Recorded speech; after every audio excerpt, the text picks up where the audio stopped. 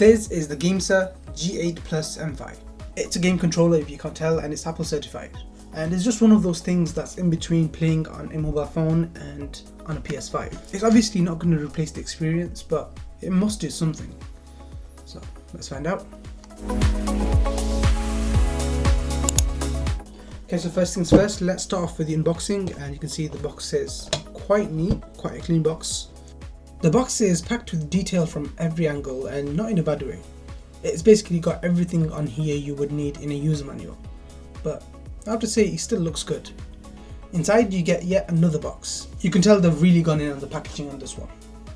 Inside that you'll find two white boxes, one with 3 additional thumbstick caps. There's a short grippy one, a taller precision one, and a domed one. We'll talk about why those matter later on and how you can change them. Now in the second box you get the user manuals. There's loads of detail in here, so if you need any kind of questions answered, I'm sure you'll find it somewhere here.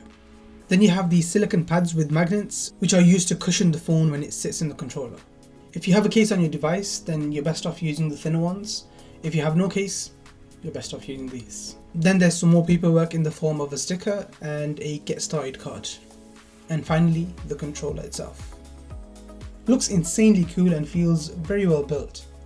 It's got lovely texture on the grips and the placeholder for the phone. Now this one is in the white and grey, but if I'm not mistaken you can get this in a few other colours. So if you do want to find out some others, I'll leave the links in the description to allow you to go check them out. Okay, now let's talk about the design. Every key on this thing is responsive. It's got good feedback, and the colour contrast of the white and grey works way better than I expected. You have the left and right thumbsticks, the D-pad, various other buttons including the A, B, X, Y, L1, L2, M2, and the same on the right hand side. The main connector in the middle is the Type-C, which is movable, so there's no risk of snapping it off if you do make a bit of a mistake. You have a Type-C port for charging and even a headphone jack. Not seen those in quite a while. Now see this? The controller telescope. It goes from 125mm all the way to 215mm. To put that into perspective, that's everything from a standard iPhone all the way up to an iPad mini. That's a huge range. Now it does have some weight to it, precisely 304 grams, and that's light enough to throw in your bag, but then also heavy enough to kind of give you a solid grip and feel serious in your hands. Now the USB-C connector moves with the left grip, so you don't have to stretch the controller first, then try to slot the phone in. You just plug it in and then slowly move the other side. And as no nonsense as that may sound, that makes a big difference. The magnetic rubber pads on the inner sides are removable. Why does that matter? Well, because phones these days have camera bumps and cases. And if your phone can't sit flush, it's going to tilt or feel unstable. And we know that can be very annoying. So all you gotta do is pull this off, and most phones sit perfectly flat with no adjustment needed. It's really nice to see GameSir thinking about the smaller things that eventually improve the experience of even mobile gamers. And these laser engraved grips are not just for looks, they give you a genuinely secure hold. The texture is firm, but it's not abrasive, and that shape, it's very Xbox controller like.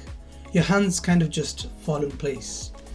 If you've ever held an Xbox pad before and thought this is comfortable, you'll have the exact same feeling with this.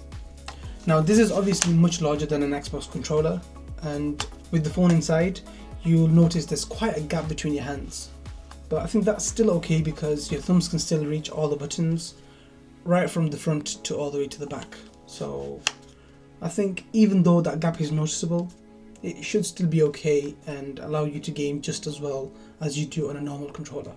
Now this little detail is quite neat. The home button changes colour depending on what mode you're in. White means PlayStation mode, blue means Android or G-Touch mode, and green for connection to a PC. So in one glance you can tell what the console is doing. Small but smart. Alright, let's talk setup because this is way easier than you might expect. To get started, you'll want to download the GameSir app, which is available both on iOS and Android. I'll drop the links in the description below to save you that search. Once it's installed, open it up, allow the required permissions, things like Bluetooth access, possibly some overlay permissions, and that should basically be it. Then slot the device into the controller, and the controller connects straight away, and you're basically good to go. Now inside the app you'll get quite a few different options, so here's a quick walkthrough of everything you can do inside the app. Now this is the main page of the GameSir app, and as you can see, we're now connected to the GameSir G8 MFi. There's a lot you can do on here onto the connected device, like testing the game, button settings, joystick settings, and I've already done this, but if you were to connect this for the first time, you'd end up clicking here and then selecting the device you're on. So you can see these are all the different GameSir devices, and that's the one I chose and successfully connected. Now just to show you some of the pages, so you have the gamepad testing, where you can test all the different kind of keys on the console, button testing, if you prefer a different layout, and then a joystick page as well, doing kind of the same thing. Also in here you have the games page almost. So you have the game section where it shows you all the games that are currently in your phone, and you can add to these. So some of these might not be in that list by default, but you can add these in here, and if there's any game I want to add or remove, I can do it through here. Now one of the best things I saw about this was the kind of modes you can choose from. So here you can see you will start off with the native mode, and you have the choice of using the software mapping or the hardware mapping. Now what you can do with these is map each key to different parts of the screen. Let's say for example the Dream League soccer game. Now you can place the left thumbstick on that side and assign each of these keys to the A, B, X, Y keys. So now you can actually customize exactly what each key does according to how you play. And you can do the same thing for all these different games. And if you'd like more, you can go in the discover page where you have a list of other games that you can choose from. So you have quite a few here that are recommended, and you can download them by just clicking here and it will take you to the Play Store. Now same with this side, there's loads of recommendations for different kinds of games, so new releases, AAA games, trending on GameSir, etc, etc. So like we saw earlier, GameSir sells quite a few different consoles. So you have some customized for Xbox, PlayStations, mobiles, and even something like this. And last but not least, the profile page where you can kind of customize how you want to experience the app. Now let's kick off one of these games. So I'm just going to click start, and it will give me this pop-up again. I will say OK, and this will launch me into the chosen game, which is Dream League Soccer. Now I'm not sure if you can see these, but there's B and A over there, and these have been mapped to these keys. Now if I press this, it's going to end up pressing that. So I've just gone into the training mode, so you can actually see what each key does. So you can see how responsive that is with the joystick, and if I just press B now, it should pass. And same thing with Y, which is kind of a lofted pass, and the same thing with A, which is shoot. Now to customize this, what you're going to do is, you can see there's a pop-up on screen there. Now what you can do with that is, once you press it, it allows you to customize the screen. So when you press one key, what do you want that key to do? Now as you can see, I've set this to be the movement of the player, B for passing, A for hot kick, etc, etc. But you can add more. You can add the buttons. So let's add a button for pause. So if you just drag that on screen, let's say I want to press this button if I want to pause the game. Press that button, and now I can place this on top of the pause key. And let's go back into the game, save my new settings. And now if I want to pause the game, I press this. There we go. Now performance wise, full transparency, I'm not a hardcore gamer, so I'm not sitting there ranking up hours of games. So I tested this how a normal person would realistically test this. Local games, I did try to add different genres and different styles. Now as you can see, this is a wired connection. USB-C plugged in directly into your phone. So there is virtually zero latency. When I press a button, the game responds instantly. And that obviously matters because when you're playing something fast-paced like a shooter game, a racing game, even a tricky platformer, that split-second delay you get with Bluetooth, it does really add up. It makes the game feel slightly off, slightly unresponsive. So this controller kind of eliminates that completely. Now instead of me giving the judgment to you, here's me playing a few games to let you see the responsiveness for yourself.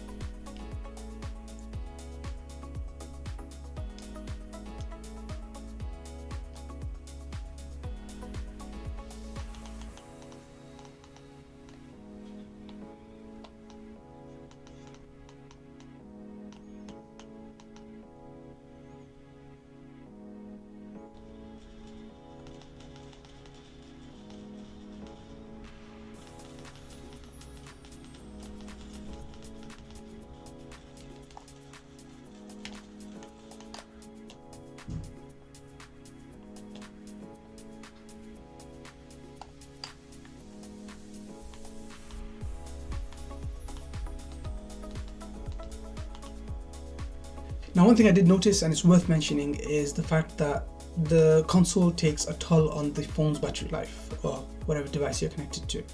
And that's not really surprising, considering you're running games and powering a controller at the same time. But just be aware, if your battery starts getting low, you'll probably want to get it plugged into the charger and use the pass-through feature to keep your phone alive. Now, customization is where GameSir kind of separates themselves from other competitors. GameSir is obsessed with customization, and it shows. You can swap the thumbsticks by simply taking this off and replacing it with the 3 options you're given. You can even swap the ABXY buttons, giving them a different layout. So if you want a PlayStation style instead of an Xbox style, you have the option to do that. And with GameSir, you'll also find these 2 programmable buttons at the back. There's also a dedicated screenshot button. One tap and you capture a moment directly from your phone. If you're someone who likes to take screenshots of the game they're playing, this is obviously very handy. Now, if any of that impressed you, you can grab the GameSir G8 Plus for around £79.99 or $110, which is a bargain for something of this quality. Now, no controller is perfect, so here are some pros and cons, and from my perspective, what's missing and what could be added in. Number 1, customization. You've got loads of buttons, swappable thumbsticks, hardware level button mapping, multiple profiles, and all of that is literally in your control through the app. If you like dialing things in exactly how you want this controller absolutely delivers. Secondly, the build quality and ergonomics. It feels solid, comfortable and well thought out. The grips are excellent, the layout makes sense, and long sessions won't feel fatiguing. But what could be missing is the battery, because this is not wireless. Now obviously there's a good and a bad side to this. The good side being there is no latency. You're wired in, you're going to have no kind of glitches and Bluetooth problems. But the bad side is it takes a toll on your mobile phone or device's battery.